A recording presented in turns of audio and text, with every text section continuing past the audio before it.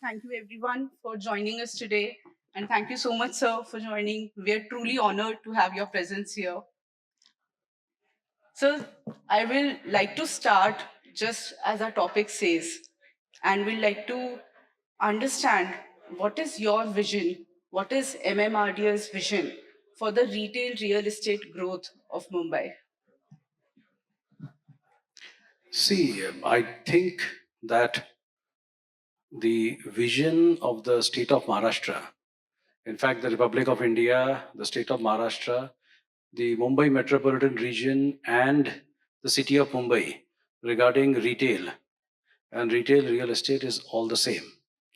Number one, retail is one of the most important segments. Number two, retail generates enormous growth. Number three, retail gets huge amount of employment. It generates a huge amount of employment. Number four, as retail industry develops, as retail outlets come out, so parallelly other activities happen. So commercial establishments, residential establishment, housing, etc. all come in. And as urban development authorities, our job is to enable. So our effort is to enable. So our effort of enablement primarily fundamentally focuses as MMRD. See, as an urban local body, there would be issues of taxation and land issues and all that. But as a development authority, as MMRDA, our focus is to connect.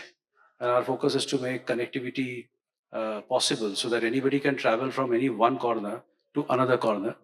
The idea is that if it is a long distance travel, that is cross district travel, then the period of travel should be something like, 1 hour plus minus. And short distance travel, the period of travel should be 30 minutes. So today, Mumbai is highly congested and traveling takes a lot of time. And MMRDA has been focusing on public transport in a very big way. We are implementing the world's largest metropolitan metro rail system. That is under implementation. We are running 3 lines now. About 60 kilometers is already operational. So that is one. And second is we are also, strengthening the road network. You know, the road network will enable other forms of public transport to take over, and so people would find it easy to access the retail services. And third thing is good neighborhoods. That is good, open spaces, public spaces around the retail space. Wonderful, sir. Thank you so much for those insights and for this cumulative collaborative growth of the industry. What are MMRDAs and your expectations from our retailers, from our retail real estate developers out there? What would be your list of expectations from them? I think first expectation is from everybody, because see, one can provide infrastructure, but how you use that infrastructure is something which is in our hands. It is in my hand, it is your hand. So if you may provide a big broad road, but if there is double parking, and if there is, people suddenly stop their car in the middle and get down and quarrel with the next guy, which so commonly happens. You look around in so many parts of Mumbai, you have 4 lane streets, right? The internal road is 4 laned, yet there is a traffic jam. If people don't, if people don't respect the right to way. So that is one thing that we need to use the infrastructure well. This infrastructure is ours. So how long the infrastructure is to be maintained by the public body, but this money is also ours. So if you keep it well, then the cost of maintenance comes down. And if the cost of, ultimately, we are all using public spaces. That is the only space where we can go and there is no charge to that. So that is one. Secondly, the retail industry is growing very fast. They are bringing in a lot of innovative products. A lot of brands are coming into India. Indian brands are coming in. There are several startups and unicorns, etc., which are developing in the retail space. Regarding those who provide retail space, I think the only thing that they need to look into, because they're looking into everything else, the key issue that we need to address here is of parking. And we need to see this thing. If there is a mall and my parking rate is rupees X, because of this rupees X, people are not using my parking space, but they are parking on the streets outside my mall, thereby restricting the time that it takes to enter into my mall. So I need to judge that. that do I allow them parking so that they can come in faster, and thereby, my retail space is better used, customers use my space more, and I derive a greater revenue. This is one part I think we need to focus on greatly. Wonderful. And so, very interestingly, there are a lot of startups and brands today which are trying to innovate a long lost and neglected segment, which is parking solutions. So, I think this is going to be one of the big takeaways for our audience. So, one final question: what should be the expectations of the industry players from you? What support should they expect? See, we are government, so we have a common manifesto. There is a law, there are acts, there are rules, and we are supposed to work as per the acts and rules. So there is a public oversight in every space, so we expect everyone to be part of that public oversight. That is one. But more importantly, as we progress further, and see, let us think about it. Who has made these systems? ये system किसने बनाया? Parking system किसने बनाई? हमने बनाया? नहीं बनाया. Has somebody made the traffic system, street lights? No. Who has created the stock market? Did we create the stock market? No. Think about it. There was a time where when the primary sector was dominating the stock market in the 1850s and 60s. Then the secondary sector dominated the stock market. As the Western world moved over from the secondary to tertiary sector, the tertiary sector started dominating the stock market. Now IT companies are being valued at such high rates and they are dominating the stock market. So the startups, we need to create our own systems. And I think where there can be a very nice partnership is that there is an existing system. There is a system which we need to improve and make it Indianized, but far more efficient. And this is where we can talk together, collaborate, and perhaps create better systems that will enable us to, take the car to the fifth gear. Wonderful, sir. I think a very forward looking statement. Thank you again for sharing that. Thank you so much. We are launching our coffee table book today, and you have been kind enough to share your inputs for that. So, if we can proceed with the unveiling. Hi, sir. I'm Faizan from Economic Times. The real estate is getting very expensive in the city. So what is the solution for an affordable real estate for a common man? I think in Mumbai, see, land is an asset, which, every asset can grow, but land doesn't grow. The supply curve is absolutely vertical. And in Mumbai, the supply curve is not only that. See, most of the land is held up by either by salt pans or by mangroves, or there is CRZ, or there is an ingress of slums. The key thing in Mumbai is that when a new flat comes in, so most of the projects within this city, they are redevelopment projects. So behind every one flat which comes out on the saleable side, you actually have two rehab flats which are funding that. So that is why the cost of real estate is growing. Secondly, Mumbai is the place where you get opportunity jobs. So there is a pressure of the population and there is a demand of housing.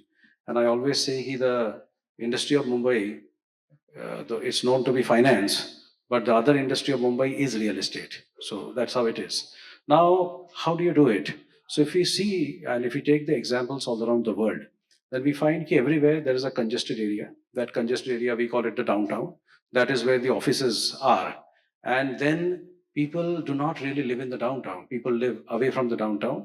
But there has to be a connectivity. The connectivity has to be comfortable. Now, in this country, the weather is pretty hot and sultry. So, given that one reality, so as you travel, it's not for 6 months in the year, the travel may not be that comfortable. For 6 months in the year, the travel would be very comfortable. But it's congested, roads are not developed to the extent that we could. So, what we are doing is we are taking up a huge infrastructure boost. And the 337-kilometer metro line, which is connecting the entire Mumbai metropolitan area. And this 337-kilometer Mumbai metro line does not cover the metro network which is being developed by another organization called as the CITCO. So they are developing their own metro lines. So they have got 5 metro lines which are being done. So this will ensure that you just sit on a metro and then you go from one part of the city to another part. So that is one. Second is development of the connecting arterial roads. Now, since if Mumbai doesn't have land, then how do you introduce land? Do you give more TDR?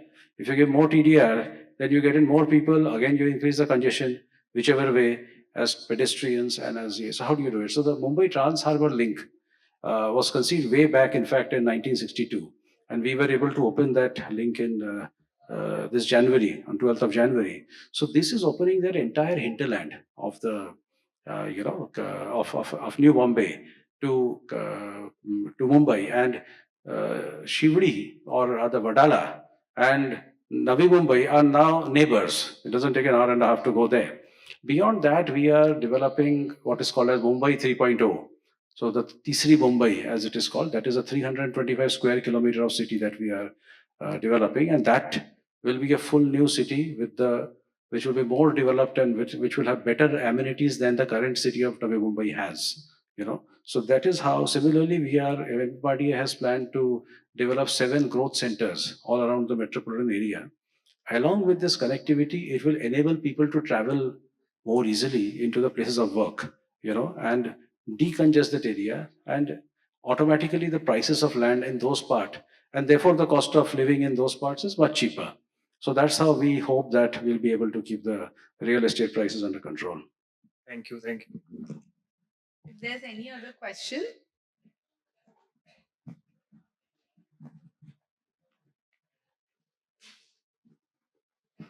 Good evening, sir. The infrastructures what we have in Mumbai is done on proactive basis or reactive basis?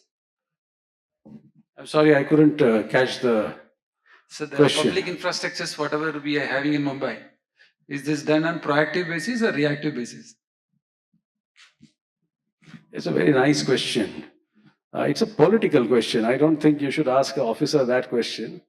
And I'll tell you, the truth is always, it's never white, it's never black. It's somewhere in middle, and there are various shades of gray and there are various shades of white. So this is also like that. Certain things are extremely proactive. For instance, we do a comprehensive mobility plan. We develop a development plan, So when you develop a development plan, when you have a comprehensive mobility plan, when you think of developing a new town, so that is something which is very proactive, right? For instance, the decision to build a new airport at New Bombay, it's a proactive decision. The decision to build the Mumbai Trans-Harbour Link, it's a proactive decision. The decision to build metro in a city like Nagpur, for instance, is an extremely proactive decision. So that's one part. Then there are certain decisions which are taken post facto. Like, for instance, the resettlement of slums. So when we are resettling the slums, that time, the slums have already happened, and now we are trying to resettle them. So that is something which is proactive, but then the problem has already happened, and we are dealing with it at that point of time.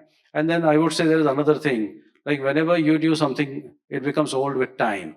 So several old and very beautiful buildings of Mumbai today are in the need of redevelopment. And this entire city is undergoing redevelopment in a very big way. So I think as a officer of the government, I would say that the truth would be somewhere in middle.